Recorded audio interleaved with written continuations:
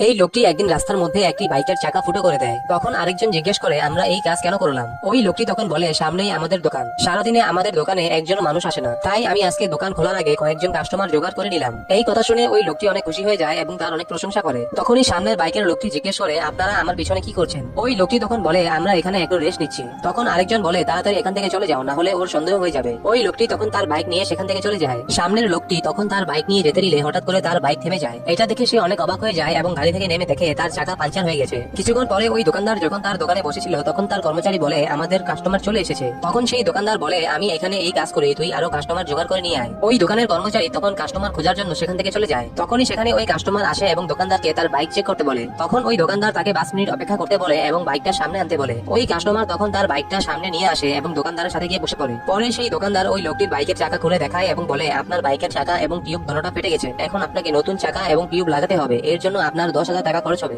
ওই কাস্টমার তখন কোনো রাস্তা খুঁজে না পেয়ে রাজি হয়ে যায়।